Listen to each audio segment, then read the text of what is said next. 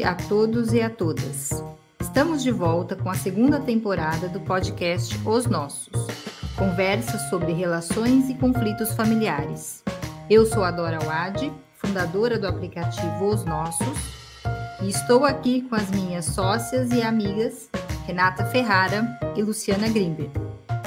Hoje vamos conversar sobre alienação parental, tema importante e presente nas varas de família, nos escritórios de advocacia e nos consultórios de psicologia.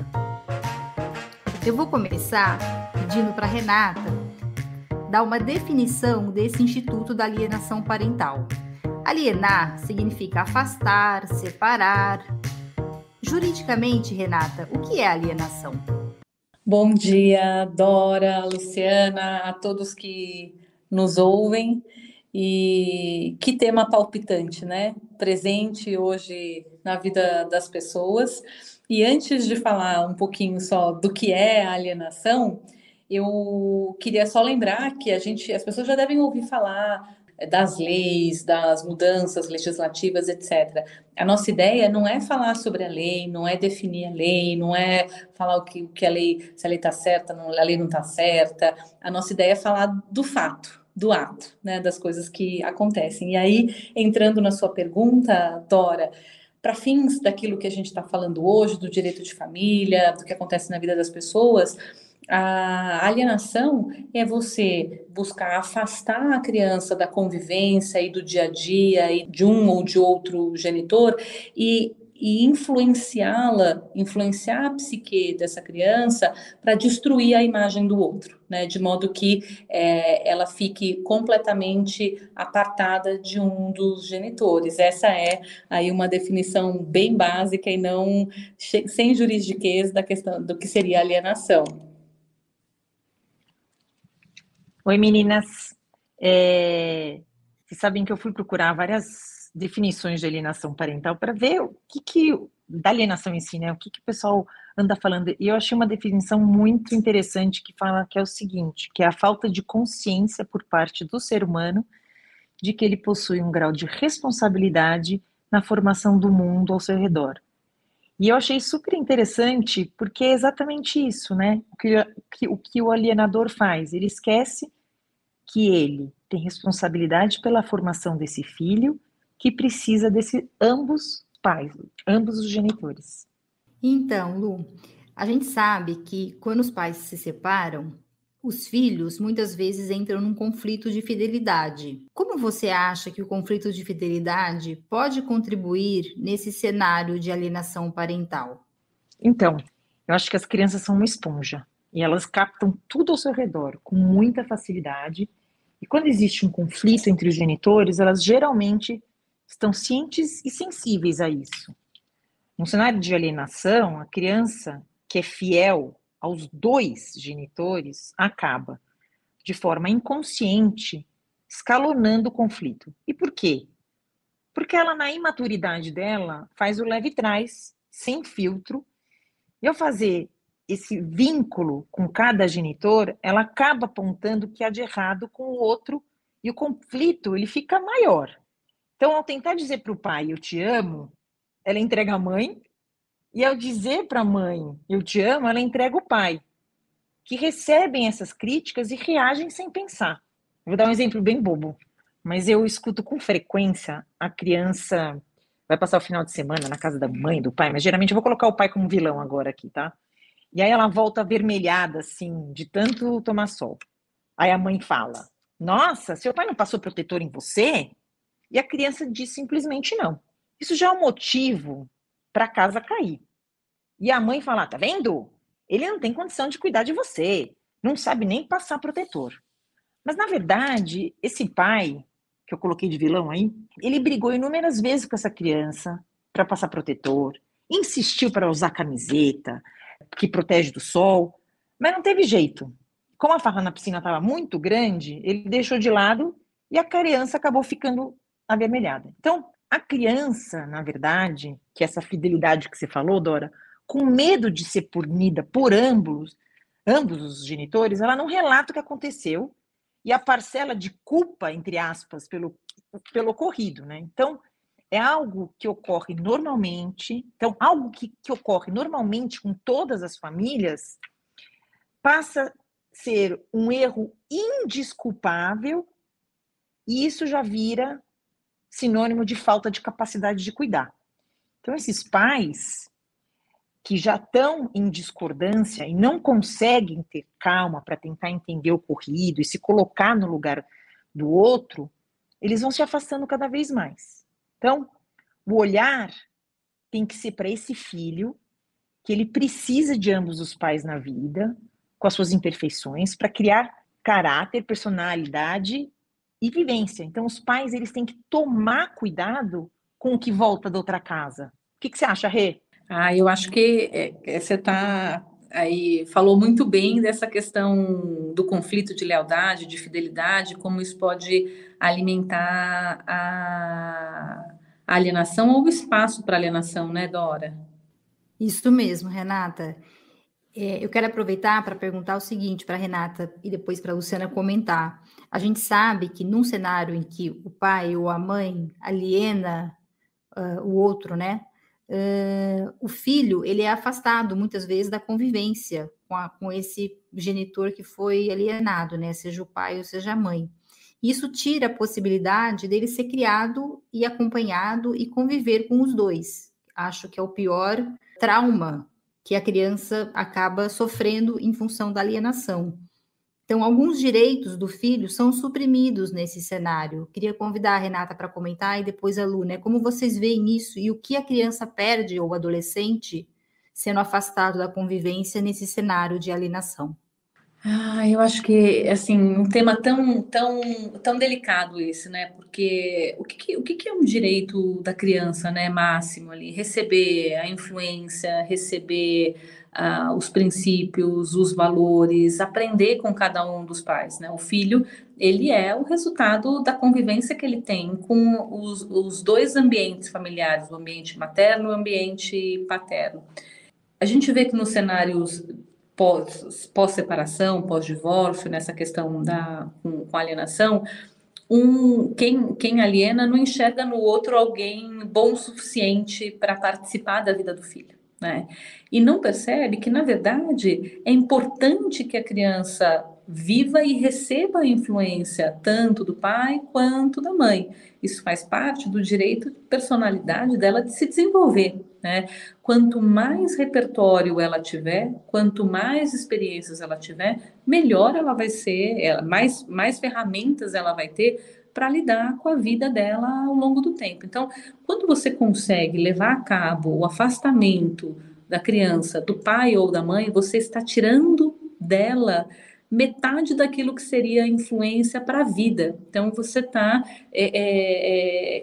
como se você estivesse tirando uma perna, um braço, né? Quer dizer, você está deixando manca a formação da personalidade daquela criança, né? Minha forma de pensar isso, Dora. É exatamente isso.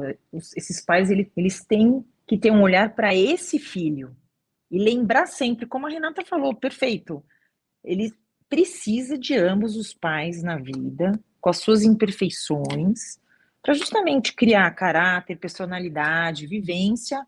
É desse mix, né? O cromossomo não foi unido para criar esse ser. É essas experiências desses dois pais que tem que estar com essa criança. E esse afastamento só cria problema. Então, Lu, a gente escuta alguns relatos como: eu fui buscar o meu filho e ela não me deixou buscar, ou ele não me deixou ficar no fim de semana. Ela ou ele me proibiu de ver os meus filhos nas férias, de estar com eles no Natal, por exemplo. Então, quando a gente fica escutando esses relatos, eu fico pensando: quem dá esse poder a um pai ou uma mãe de suprimir a convivência do outro e de afastar o filho, né? Como esse lugar de poder ele é alcançado pelo pai ou pela mãe em detrimento do outro? O que você acha, Lu?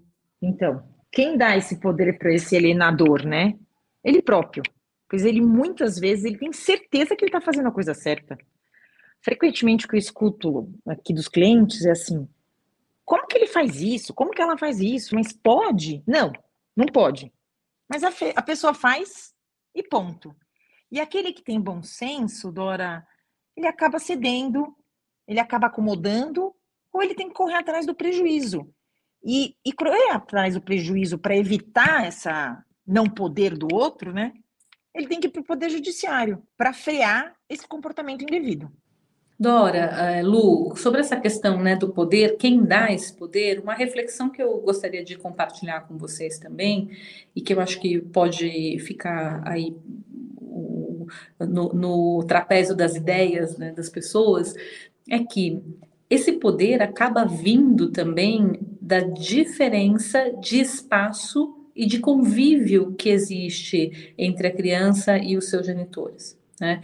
Quando a gente tem uma situação em que o exercício da parentalidade, a convivência da criança com o pai e com a mãe, ela é mais equilibrada, a tendência é que você tenha um ambiente menos propício à alienação, porque a criança está convivendo com os dois, recebendo as influências dos dois, e as pessoas tendem a não se entender como protagonistas na vida da criança. Quando a gente pega aqueles modelos que vêm do passado, em que um dos pais recebe um papel de protagonismo, a tendência é que este protagonista ele tenha mais tempo de convivência com o filho, ele tenha uma tendência de, portanto, se achar mais bem capacitado e melhor para isso, e ele vai se empoderando. Então, a própria forma como a convivência é estabelecida e o exercício da parentalidade é regulado, ele também pode ser um instrumento de poder para alienação, né? De dar espaço para alienação. Então, a própria pessoa se dá esse poder, mas também acho que tem que haver um cuidado do judiciário, dos advogados, das pessoas quando vão regular essas questões, para entender que quanto mais equilibrado for, menor será o espaço e menor será a semente plantada para alienação. Quanto mais desigual for, mais chance você tem de desenvolver uma situação em que esteja presente a alienação. Muito bom. Eu quero aproveitar que estou aqui na companhia dessas duas advogadas super experientes e com muita prática em lidar com a alienação no âmbito do judiciário para perguntar como o Poder Judiciário tem lidado ou cuidado, eu gosto dessa palavra cuidar, mas não sei se o Poder Judiciário tem cuidado desse problema da alienação. A gente vê que em alguns casos o pai ou a mãe é afastado completamente da convivência com o filho, né? Algumas vezes isso acontece sem que a outra parte seja ouvida em juízo, né? Às vezes é num caráter liminar, às vezes em alguns casos também de uma visita acompanhada. Queria que vocês comentassem um pouco como isso tem acontecido no âmbito do judiciário e, na sequência, pedir para vocês falarem um pouco também sobre a questão das falsas memórias nesse contexto da alienação. Ok, vou começar e vamos trocando aqui com a Lu. A meu ver, Dora, Luciana, o Poder Judiciário cuida ainda muito mal, né, da questão da alienação. Mas essa não é só uma responsabilidade do próprio Poder Judiciário. Eu acho que a gente precisa lembrar que o Rodrigo da Cunha Pereira tem uma frase, fala isso, e eu acho muito bacana quando a gente fala de alienação parental, é que a alienação parental é uma palavra nova, entre aspas, para definir uma maldade antiga. Então, essa questão de buscar afastar um, falar mal do outro, tá, ela sempre existiu. A questão é que, com o passar do tempo, ela ganhou uma classificação jurídica, ela tem punição, ela foi regulamentada. E com isso, o que aconteceu? A gente acabou vendo também um afã de que tudo virou alienação parental, né? Então, chegou atrasado, está alienando, ou demorou para entregar, está alienando. Então, tudo que o outro passou a fazer e que não correspondia à expectativa de um dos genitores passou a ser tratado como alienação. Então, um pouco daquela história do Pedro e o Lobo, né? Olha o lobo, olha o lobo, olha o lobo, olha o lobo, a hora que o lobo realmente aparece, você não dá bola para ele. Então, eu vejo um pouco essa postura do judiciário, como praticamente 90% das ações que lidam com guarda, convivência, elas vêm com uma alegação de alienação parental, isso ficou um pouco vulgarizado no Poder Judiciário. Então, o Judiciário passou a não prestar atenção nessas questões, porque tudo virou alienação parental. Então, quando a gente tem uma situação que foge dessa alegação comum, e você tem uma situação realmente em que o pai está sendo afastado, ou a mãe está sendo afastada, a criança está perdendo aquela referência, muitas vezes o judiciário não consegue enxergar, acha que é bobagem, acha que é simplesmente uma alegação, né? Agora, existe um texto muito bacana da Andréa Pachá, juíza no Rio de Janeiro, em que ela fala de que hoje, né, com os meios virtuais, com todas as possibilidades que a gente tem de manter um contato da criança com o pai ou com a mãe, ainda que não seja presencial e sozinho, é, são excepcionais as situações em que poderia haver essa questão do afastamento total. Justamente por isso, a questão do espaço. É importante que a criança continue recebendo a influência daquele genitor. Bom, eu não quero que a criança seja... eu posso considerar que aquela influência não é boa naquele momento para a criança, então eu vou supervisionar. Eu vou estabelecer um adulto para que aquilo possa acontecer de uma forma saudável para a criança. Agora, o que a gente vê é um afastamento, assim, basta em geral, né? A gente está falando daqui a minha experiência, né? Das alegações maternas. Então, a mãe falou que tem alienação, tá? Você tem ali uma tendência ao afastamento, que não é o remédio para cuidar desse tema, né? Lu, o que você pensa sobre isso? Não, concordo plenamente. E esse afastamento, inclusive, cria essa falsa memória que a Dora mencionou. Então, né, o que é essa falsa memória? Você tem um genitor, é a história que um genitor conta sobre o outro e que acaba se tornando a verdade absoluta. Então, tudo vai depender, que isso é super sério, da proximidade que essa criança tem com outro genitor. Como a Renata falou, hoje em dia a gente tem tantos meios de não fazer esse afastamento, né? Se existe um perigo iminente, você pode colocar num vídeo que isso não vai trazer tanto problema, você pode ter um acompanhamento. Então, se essa criança está totalmente afastada de um dos pais, o alienador ele vai criar esse genitor, como ele bem entender, né? Criar a história desse genitor que está afastado, e sim, vai criar falsas memórias. Então, o pai manda presente e a mãe não entrega, por exemplo, e diz que o pai não se importa com a criança. O pai tenta contato e a mãe fala que a criança não pode atender e diz para o filho, teu pai não liga para você. E esse pai monstro, ele vai tomando um volume que pode ser irrecuperável, isso é muito sério. Então, a criação dessa falsa memória, ela vai depender muito desse afastamento, como a Renata falou, e principalmente da idade da criança, né? Eu tive um caso uma vez no escritório que a mãe fugiu com a criança para outro país e o pai não tinha condição de ir atrás. E aí ele ficou afastado muito tempo. Quando o pai teve condição econômica para enfrentar essa disputa judicial fora do país, as falsas memórias já tinham se concretizado de tal forma nessa criança que o trabalho de recuperação desse vínculo que existiu no passado, né? Quando ela era pequenininha, foi muito difícil. A menina já tinha como verdade esse pai que não ligava, que não cuidava, que não sustentava, tudo baseado em histórias contadas por apenas uma das partes. Então, até que a criança tenha essa maturidade para perceber isso, o estrago, que é super sério, ele já está feito. Por isso que a gente tem que evitar esse afastamento total, sim. Então, pais, por favor, cuidem e zelem por essa relação e essa convivência com ambos os genitores e as respectivas famílias também, né? Que eu vou estender essa coisa para a família. Então, é muito importante esse convívio, a gente está falando sobre isso, que é o convívio para a formação desse ser que vai virar, que é gente, né?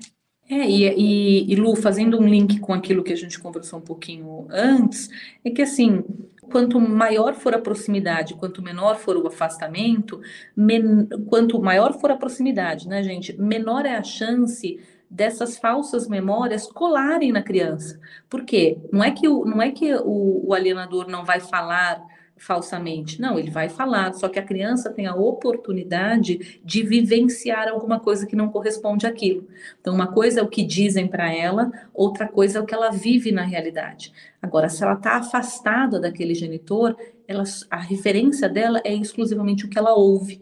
E aí aquilo, com uma psique em formação, vai se tornando verdade. E é muito delicado isso, né? Não, e deixando, eu vou mais além, né? Eu não sou médica nem especialista no assunto, mas se você tem um pai alienador, né, que vai ficar falando determinadas coisas e ela vai e vivencia outra, você está criando crianças esquizofrênicas, né? Assim, gente que não vai entender qual que é a verdade, mas ela também vai podendo, ela pode formar a própria opinião e falar, e questionar. Isso, é isso que a Renata falou, é a coisa mais importante. Ela precisa do questionamento, inclusive, para se formar, né? Ter a sua opinião própria, se isso é certo, se é errado, porque a mãe fala isso, porque é complicado, né? Muito bom. Eu acho importante a gente contextualizar para quem está nos ouvindo em que situações pode haver esse afastamento.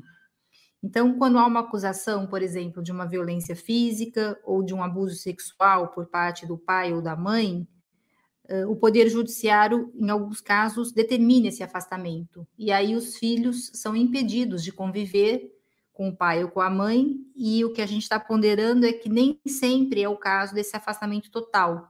Mas quando há uma acusação grave, como nesses exemplos que eu dei de abuso ou de violência, a gente acaba se deparando com esse afastamento, e isso, em geral, é decidido assim, liminarmente, né? Sem uma apreciação mais aprofundada das provas, mas tem sempre um prejuízo para os filhos, vocês concordam? Sim, é justamente isso. Essa questão do afastamento, ela acontece nas situações em que há alegações graves, porque a convivência em si ela tem que existir, ela é um direito, sobretudo, da criança, né, de conviver com um e com o outro. A questão é que quando o judiciário recebe essas alegações graves, eles precisam ampliar um pouco a mente na observação dessa alegação. Por quê? Porque cada vez mais as alegações graves elas são utilizadas como um método para afastamento da criança do seu genitor. E qual é a situação do judiciário, que é muito difícil? É que, da mesma forma como muitas dessas alegações são falsas, tantas outras são verdadeiras. Então, quando o judiciário recebe essa alegação, por exemplo, do abuso sexual ou da violência física, é muito difícil para o juiz entender à primeira vista o que daquilo é verdade, o que não é verdade, a que serve aquilo que está se falando. Então, ele precisa ter em mente que pode ser verdade, então eu preciso preservar a criança, pode não ser verdade, e eu preciso também preservar a criança de um ambiente de alienação. A questão é que, na dúvida, tem se visto um afastamento geral e completo. Olha, não sei se a criança é abusada ou não, então eu vou afastar por completo. A questão é que existe hoje já formas de você preservar a integridade física da criança, mas prevenir essa falta de percepção do genitor, como genitor, né? De criar uma percepção do genitor. Então, se eu afasto uma criança por completo e aquela criança era vítima de alienação parental, dificilmente eu consigo recuperar, porque aí eu entreguei essa criança para um ambiente em que ela só recebe a influência de quem aliena. Então, o juiz, ele precisa, de um lado, proteger a criança, mas de outro, também prevenir a alienação. Como? Com um contato supervisionado, por vídeo, com acompanhamento de pessoas familiares, outros familiares. Eu não estou dizendo que precisa ser contratar alguém para isso, mas é possível, porque a criança não pode perder este vínculo, né? Acho que essa eu acho que o que acontece ali nos primeiros dias de uma discussão sobre alienação, abuso, etc., pode definir o futuro do processo para sempre. Porque de nada adianta, 2 anos depois que um processo está andando, reconhecer que houve alienação. Porque aí, nesta altura, a criança já não convive com o pai, ela já tem as memórias completamente falseadas, então ela acredita em coisas que aconteceu, e aí o trabalho é muito difícil para recuperar. Então, é como o paciente que está na UTI, né? As primeiras horas fazem toda a diferença. Então, a gente precisa deixar essas situações de afastamento completo para situações, assim, mas muito drásticas. Do resto, a gente tem N formas de tentar equilibrar essa situação, né? O que eu acho, concordo plenamente com você, e eu sou super pró-convivência sempre, E é como você falou, né? Se a gente tem muitas falsas denúncias desses abusos físicos e sexuais ou mentais, enfim, a gente tem alguns verdadeiros. Então, o que a gente sente do lado de cá, né, que falta coragem do judiciário de ele, num primeiro momento, colocar aquele bloqueio que às vezes é importante, mas logo que há uma investigação, ele ter coragem de soltar, né? Então ele fica sempre na dúvida, do tipo, não, mas tem uma dúvida, então é melhor não. Mas ao contrário, né? A hora que se verifica que há indícios de que é falsa essa alegação, você tem que aproximar, como você falou, rapidamente a criança do pai, porque senão o estrago vai ser feito. E esse estrago ele é muito maior do que qualquer outra coisa. O que a gente vê é realmente uma utilização de dois pesos e duas medidas, né? Aquela coisa, para afastar, eu não quero saber se o afastamento é brusco, se a criança vai ficar com saudade, se tem problema, eu não quero, afasto. Então ninguém pensa nessa, a mudança é brusca, não, é assim, rapidamente, liminarmente e tal.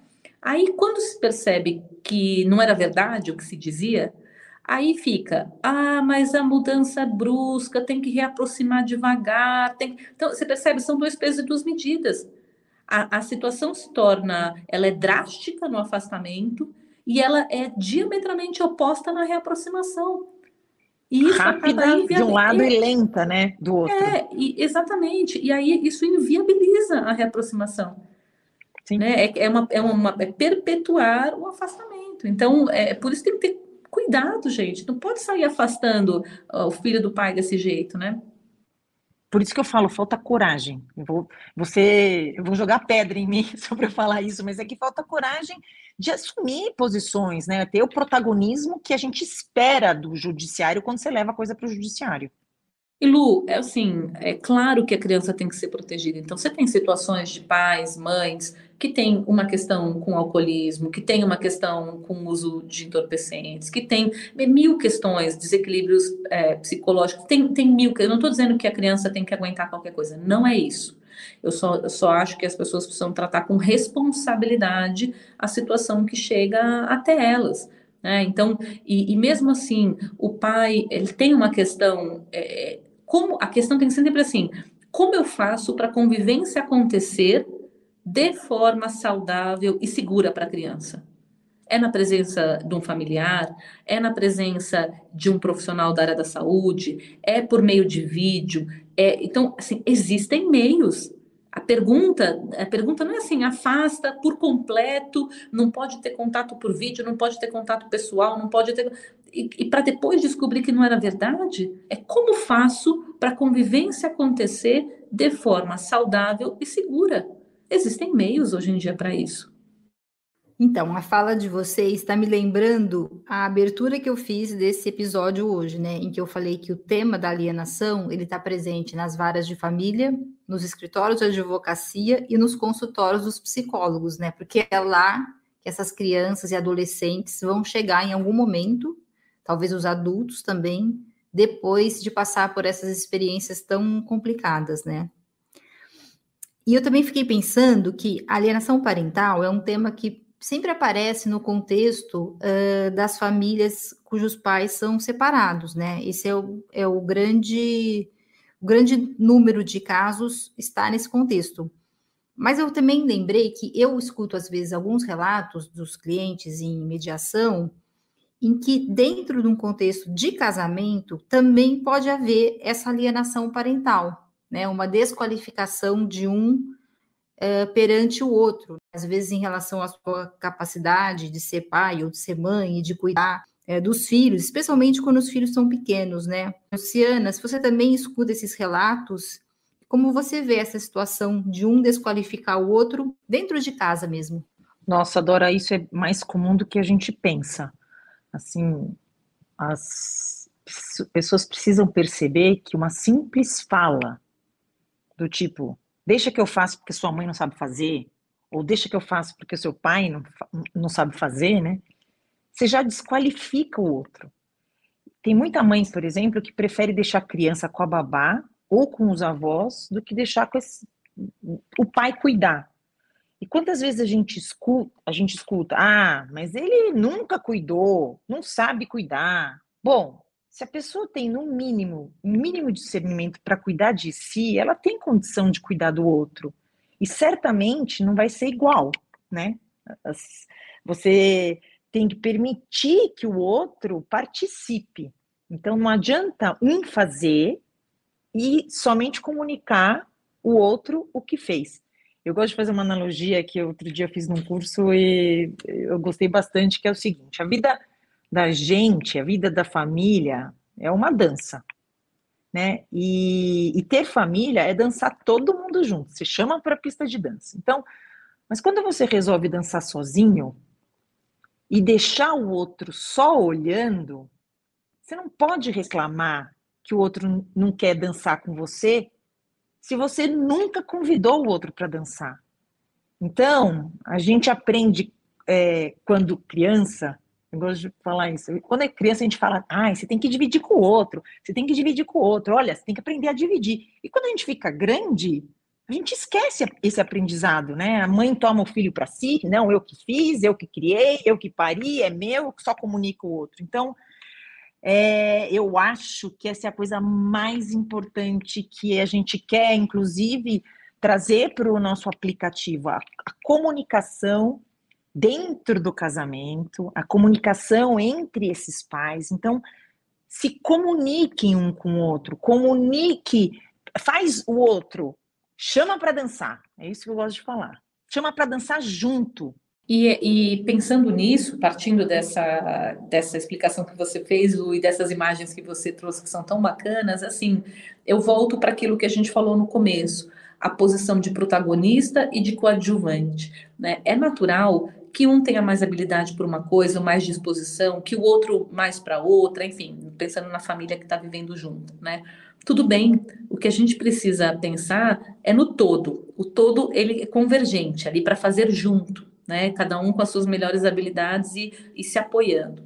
Agora, quando um vai se destacando como protagonista e o outro vai assumindo uma posição de coadjuvância, no momento em que é ali que começa a brotar essa questão da influência na imagem que a criança começa a achar um incapaz, o outro só capaz, a criança começa a se sentir insegura para ser cuidada por um ou para ser cuidada por outro. Então, pensa assim, hoje em dia a gente já tem visto aí nas famílias separadas, né, a criança sendo, o fato da criança estar com dor de garganta, estar gripada, estar doente, não inviabiliza o convívio, nem com um nem com o outro, porque é responsabilidade do pai e da mãe cuidar da criança. E é nesses momentos de cuidado que nasce a intimidade, que nasce a segurança, que nasce a criança se sentindo segura de ser cuidada por um e por outro. Imagina se a criança acha que, puxa, se eu estiver doente, só minha mãe ou só meu pai sabe cuidar de mim. Que ruim é isso, né? Você achar que você está inseguro mesmo estando com a mãe ou com o pai. E isso pode acontecer dentro da família que está unida. Quer dizer, se só um cuida e o outro não se envolve, eu não dou espaço porque eu não acho que o outro é capaz, eu vou criando esse ambiente que é ruim para o desenvolvimento da criança. E nesse ponto, o aplicativo, ele é uma ferramenta que viabiliza o exercício conjugado, né, o exercício compartilhado da parentalidade, quando a gente está compartilhando as informações, as decisões da vida dos filhos. Não estou falando de pais separados, estou falando dos pais que vivem juntos. Então, se eu tenho acesso fácil à agenda da criança, aos contatos que são importantes para ela, as questões das despesas, eu me sinto mais participativo. Então, isso passa a ser mais natural. As informações estão ao acesso dos dois. Eu trago as pessoas para um ambiente de igualdade, de equilíbrio, e com isso eu previno a alienação parental. Então, eu até faria esse link de pensar no aplicativo como uma prevenção ao ambiente para alienação parental, né? Dar espaço ao outro, né, Rê? Eu acho que isso é o mais importante. Você tem, quando eu falo, né, chama para dançar junto, é isso, chama para estar junto nessa empreitada que é um desafio incrível cuidar de um outro ser. E que legal você poder, de novo, dividir com outras pessoas, outras pessoas, quando eu digo outro genitor, os avós, os tios, as pessoas que estão envolvidas, que bacana você conseguir dividir isso, que só vai acrescentar. Tem trabalho para todo mundo, né? Essa é a verdade. Quando se trata de cuidar de criança e adolescente, todo mundo pode colaborar. Eu quero convidar vocês agora para trocar as lentes em relação ao alienador. O que a gente pode olhar pensando em que tipo de ajuda é possível oferecer a ele? Será que excluí-lo da família vai resolver esse problema da alienação parental? Eu vou falar uma frase só e vou deixar a Renata comentar. Afastar nunca. Pronto, fala aí, Rê. Olha, gente, é o seguinte, a gente precisa ser coerente, né, com o que a gente está falando. Então, primeiro, a ideia é lembrar que a criança, ela precisa da convivência e deste repertório e desta influência de um ou outro. E, às vezes, a gente está contribuindo para a criação de musculatura emocional do nosso filho também com os maus exemplos, né? Claro que a gente não vai colocar em risco a integridade da criança, mas a criança precisa dessa participação geral do pai e da mãe. Simplesmente afastar o alienador, então você é alienador, show da vida do filho, isso não funciona, né? Isso não funciona. O que a gente precisa é, de novo, criar um ambiente para que a convivência com esse alienador aconteça de forma segura e saudável para o filho, ou seja, onde ele possa estar com aquela pessoa sem receber uma influência contrária ao outro genitor, né? Como a gente faz isso? Criando uma rede de segurança em volta dessa criança. Então, a convivência é junto com um profissional da área da saúde, essa convivência é num ambiente familiar com outras pessoas. Então, afastar, eu diria que são situações assim extremas em que colocam em risco a vida da criança, coisas assim, né? Mas simplesmente dizer que a pessoa foi reconhecida, declarada alienadora, ela tem que ser excluída da vida do filho, da família, eu acho que também não faz sentido, né? E eu vou dar um passo para trás. As pessoas têm que ter responsabilidade nas escolhas que elas fazem. Então, eu escolhi aquela pessoa para namorar, para fazer um filho, e agora eu não quero mais que ela participe dessa convivência. Ah, mas ele faz mal. Bom, uma hora que você escolheu o outro, ele fazia mal também. Então é muito egoísmo das pessoas acharem que eu sei melhor do que o outro. Então, como a Renata falou, o alienador, se ele efetivamente for considerado alienador, ele, com a imperfeição dele, ele vai ter que... Esse é o pai do seu filho, essa é a mãe do seu filho, e é isso que você vai ter que lidar. Você escolheu essa pessoa. Então, vamos organizar. E, obviamente, que quando você tem algum risco efetivo, a gente tem que tomar medidas mais drásticas. Senão, esse é o tipo... A gente nunca vai ter... Isso que eu acho que eu tenho mais dificuldade, Rede, dos clientes. Assim, você nunca vai ter controle de tudo que está acontecendo no outro lado, né, na outra casa. Porque se você quer ter esse controle, você vai estar dando direito para o outro de ter essa mesma ingerência na sua casa. Então, isso a gente tem que tomar muito cuidado. E não fazer isso que a Renata falou. Não são dois pesos e duas medidas, né? Na verdade, não, é pesos e medidas. Enfim, fiz a confusão.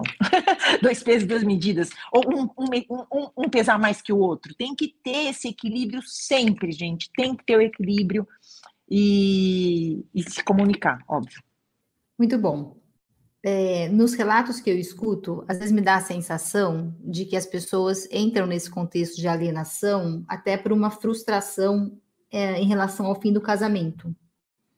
E a alienação aparece, às vezes, como uma vingança, porque o outro, por exemplo, foi quem teve a iniciativa para o divórcio. Vocês escutam relatos dos clientes e dá a impressão que a alienação vem como uma vingança pelo fim da conjugalidade?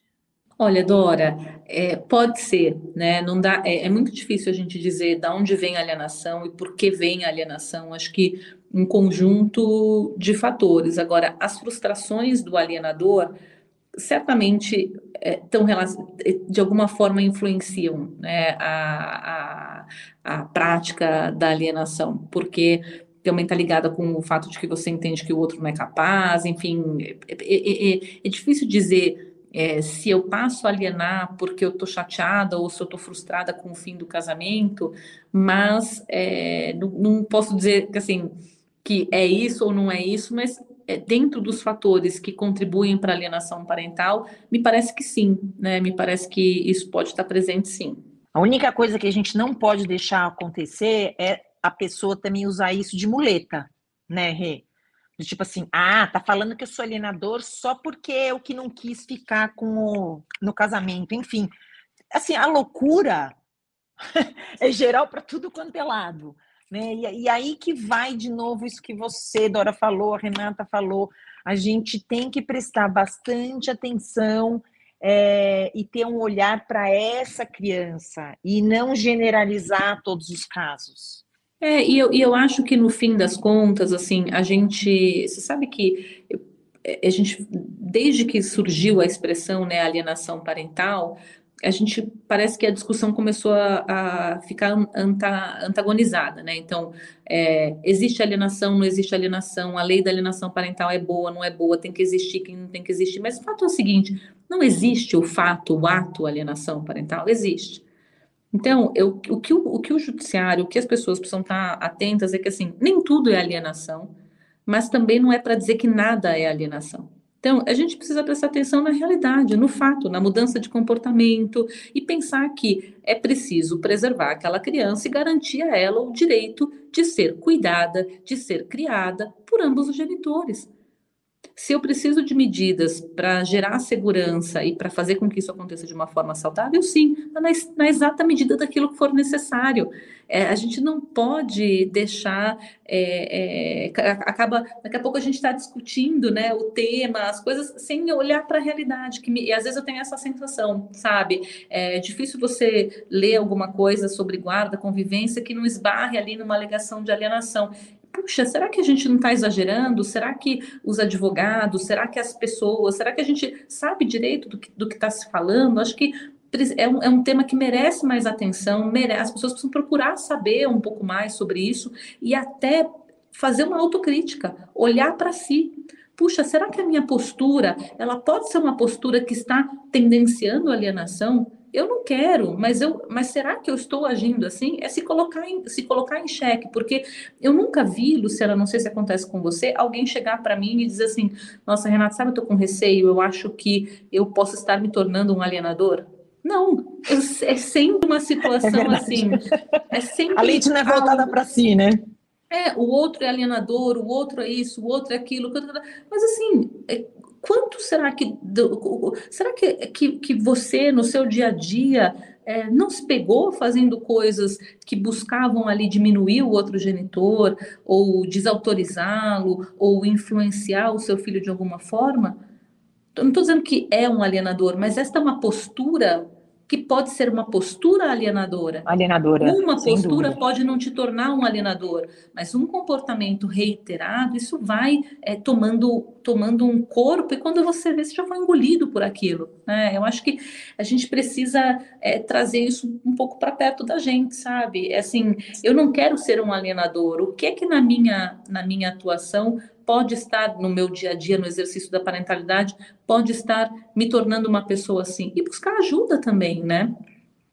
Sobretudo, Rê, uma coisa acho que você falou é não vulgarizar esse termo, porque senão ele perde força. Não pode vulgarizar, é aquela história do não. Não, você fala não toda hora, o não perde força muito rápido. Muito bom. O nosso tempo está acabando. Eu queria só colocar mais uma última coisa, que eu tenho a impressão, quando eu escuto os relatos, que a situação de alienação é uma situação que vai se agravando com o tempo. Então, queria perguntar para vocês que dica vocês dariam para quem, seja o pai ou a mãe, está ficando com a impressão que está começando a acontecer isso, né? Que ele está sendo alienado. Quando a história está no começo, o que é possível a pessoa fazer ou para estancar, ou para reverter, ou para não deixar a situação chegar num ponto extremo que é muito ruim para os filhos? A gente vai voltar para a palavra do começo e do que a gente mais exalta aqui. Comunicar, se comunicar, falar, escutar, saber escutar o outro, ser ouvido, comunicação entre essas duas pessoas é muito importante. E, obviamente, sempre, de repente, procurar uma ajuda de algum profissional que possa ter um olhar mais atento para isso. Eu diria que é buscar realmente a ajuda de um terceiro, isento, neutro, que possa ajudar ambos a voltar a uma posição de equilíbrio, né? Porque, assim, dificilmente quando alguém vai dizer para o outro, olha, você está prestando atenção no que você está fazendo, você pode... Acho que a conduta não está legal e tal. Em geral, as pessoas não estão ali preparadas para ouvir críticas, sobretudo daquela pessoa com quem elas não estão a fim de compartilhar nada, né? Então, buscar um terceiro, buscar uma ajuda de um terceiro para tentar ali evitar o escalar daquela situação, eu acho que é a medida essencial, sabe? Rê, você falou uma coisa muito importante. A hora que você fala para o outro, você está fazendo isso, o cara não vai escutar. Mas se a pessoa, na hora de se comunicar, né, e se ela não conseguir fazer isso e sim procurar um terceiro, é falar do que ela está sentindo. Porque quando você fala do que você está sentindo, que é a base da comunicação não violenta, o outro não pode deslegitimar o sentimento que você está trazendo para a mesa, né?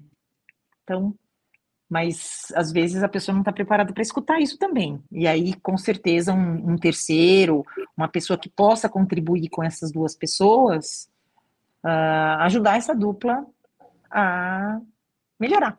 E Lu, Dora, o que a gente quer, o que as pessoas querem, não é colar no outro uma fita de alienador, né? Ah, tá aqui, alienador, comprovei que ele era um alienador e tal. A intenção não é essa, né? O que a gente quer é evitar o exercício dos atos de alienação. E quando eles estão presentes, a gente quer que ele cesse, que ele pare de acontecer, né? Porque a pessoa caia em si, se recupere com ajuda, enfim, pare de exercer esse tipo de influência. Então, mais do que levar ao judiciário, eu acho que é importante buscar caminhos que possam contribuir para uma mudança de comportamento, porque no fim, ninguém quer atribuir a ninguém uma qualidade, né, ou uma desqualidade. O que a gente quer é fazer com que aquele ato pare de acontecer, né? Muito bom. A gente vai terminando por aqui. Eu só queria dizer que a observação nossa, como advogadas e como mediadoras, é de que o fim da conjugalidade tem um impacto muito grande no cuidado com os filhos. E, às vezes, uma premissa de que cuidar separadamente ou cuidar sozinho é o bastante. E a experiência mostra que não, né? Porque, a partir disso, algumas coisas acontecem, como alienação parental. Então, o convite é para que o fim da conjugalidade não signifique que a parentalidade vá ter uma qualidade pior, né? Então, quando a gente está casado, a gente cuida tão bem dos filhos e cuida junto. Então, o convite é que as pessoas continuem cuidando juntas desses filhos, mesmo após o fim do casamento, né? Porque isso vai criar um ambiente em que a alienação vai ficar distante, porque eu preciso do outro, eu quero incluir o outro. E quando eu incluo o outro na convivência e nos cuidados, eu estou olhando para os filhos, eu estou saindo do meu foco e olhando para os filhos. E os filhos agradecem quando a gente faz isso. Então, eu quero agradecer a Luciana e a Renata por estarem aqui hoje comigo. Esse tema é um tema árduo, não é um tema fácil e nem leve, mas acho que é super importante a gente falar disso, porque, infelizmente, ainda continua acontecendo, mas a gente está aqui para refletir sobre isso e pensar como a gente pode ajudar as famílias a viverem melhor, a se comunicarem e ficarem em paz. Muito obrigada.